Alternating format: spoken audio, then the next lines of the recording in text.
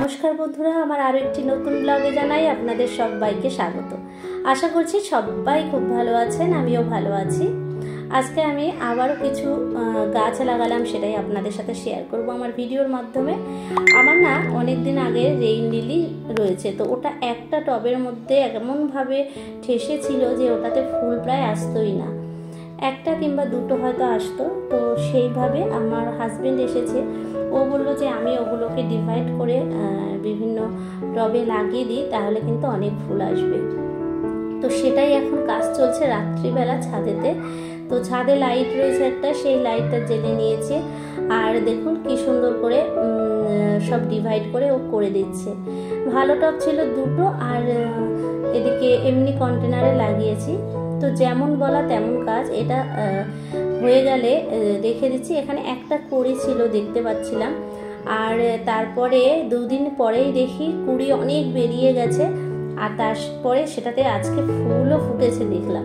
তো সেটাই আপনাদের সাথে এখন শেয়ার করছি। দেখুন এই গাছগুলো ঠিক করে নিচ্ছি। আসল কথা, গাছ যেন আমার জীবনের সাথে ওতপ্রোতভাবে জড়িয়ে গেছে।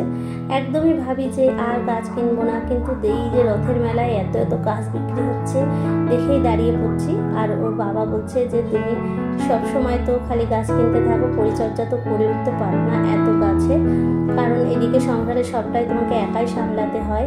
যেহেতু আমি বাইরে থাকি, আর তুমি এত গাছ কিনলে সেগুলো কোনোটাই ভালোভাবে খেয়াল রাখতে পারবে না, তাই আর কিনতেই দিল না। আমি রথের দিন কিনেছিলাম, একটা বাড়িতে একটা লোক এসেছিল, সেই গাছ কিনেছিলাম, আর আজকে আর কেনা হয়নি উল্টো রথের মেলায়।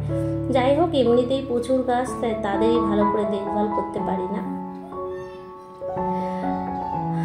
আজকে আমার মনটা খুব খারাপ ছিল, কিন্তু ও আসাতে কিন্তু আমার মনটা খুবই ভালো হয়ে গেছে।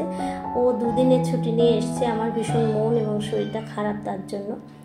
সংসারে এসে মেয়েদের সত্যি অনেক দুঃখ কষ্টের মধ্যেও কিন্তু সমস্ত কাজকর্ম এবং দায়িত্বগুলো পালন করে যেতে হয়। যেমন আমার এখন মনটা কিন্তু অনেক খারাপ, কিন্তু সেই সব জিনিস দূরে সরিয়ে রেখে আমাকে কিন্তু নিজের কাজটা করে যেতেই হচ্ছে।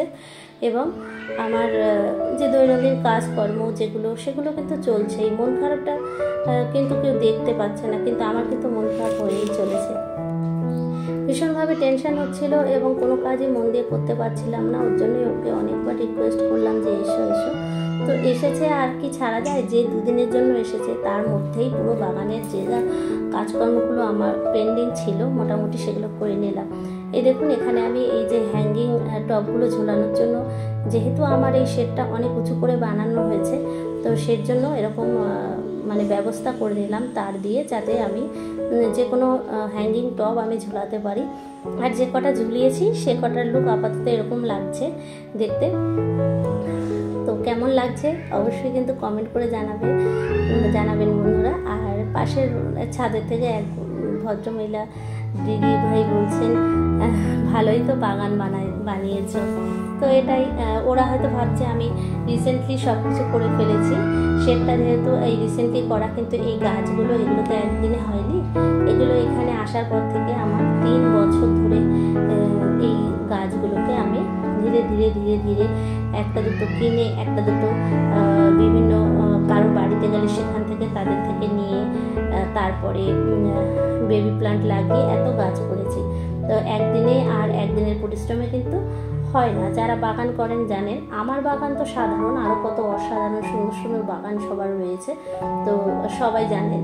কিন্তু যারা করেনি নিজে হাতে করে, হঠাৎ করে এরকম দেখছে, তারা কিন্তু ভাবছে যে সত্যি এটা বুঝি খুব সহজ। যাই হোক, আমার একটু যাওয়ার আছে আমার কোর্সে, যে ব্রাইডাল কোর্সটা করছি, তার জন্য তাড়াতাড়ি করে ছাদে এসে আমি জামা কাপড় মেলে দিলাম। স্নান হয়ে গেছে, তো ওখানে যাব, তাই জন্যই একটু তাড়াহুড়ো রয়েছে। আর সেই জন্যই আমি আর কি বেশি ভালো করে উপরে ট্রাইপড দিয়ে সেটিং করতে পারিনি ক্যামেরাটা, ওই জন্য একটু এরকম লাগছে। তো এই যে আমার বাগানে এখন দেখুন যে ফুলগুলো ফুটেছে সেগুলো একটু আপনাদের সাথে শেয়ার করে দিচ্ছি। এই যে মোটামুটি এরকম ফুল ফুটে রয়েছে। আমি মিক্স করে রেখেছি, কিছু পাতাবাহার, কিছু পর্তুলিকা এরকম পাশাপাশি। আর বড় বড় ফুলের গাছগুলো যেগুলো জবা, টগর, এই সমস্ত গাছগুলো তো আলাদা এক সাইডে রাখা রয়েছে। আর এখানে আমার এই বাগান বিলাস বা বোগেনভেলিয়া কিন্তু ফুল দিয়েই যাচ্ছে, ওর কিন্তু একদমই ফুরসত নেই, মানে রেস্ট নেওয়ার, ফুল দিয়ে যাচ্ছে। এখানে একটা ভাঙা ঝুড়ি ছিল কিচেনে, সেটাতেও গাছ লাগিয়ে দিয়েছি। আমি টবের সাথে সাথে আমার সমস্ত বাগানের মধ্যে বিভিন্ন কন্টেনারও খুব ভালোভাবেই ব্যবহার করি। এতে আমি মনে করি কোনো মানে লজ্জা পাওয়ার তো ব্যাপার নেই, কারণ এখন সবাই এটা বুঝে গেছে, ফেলে না দিয়ে তাদের গাছ লাগালে অনেক সুন্দর লাগে আর পরিবেশ দূষণও হয় না। তো আর এদিকে সেই সাথে টবও রয়েছে, শুধু যে কন্টেনার তা নয়। দেখুন কীভাবে উপরে উঠে এই তারগুলো ও আমাকে লাগিয়ে দিয়েছে অনেক কষ্ট করে, মানে আমি নিচের দিক দিয়ে ধরেছিলাম, অনেকটাই রিস্কি, কিন্তু কিছু করার নেই। আমার কাছে কোনো সিঁড়ি বা এই জাতীয় কোনো কিছু ছিল না। আবার ও তো দুদিনের জন্য এসছে, আবার সেই পুজোর সময় আসবে, এর মধ্যে এটা যদি করে না নিই তাহলে আমার এই কাজ অনেকগুলো রেডি করাও রয়েছে ঝোলানোর জন্য, সেগুলো ঝোলাতে পারছি না। তো সেই জন্য একটু ওকে চাপ দিয়ে করে নিলাম, যদিও অনেকটাই প্রেশার হয়ে গেছে ওর উপরে।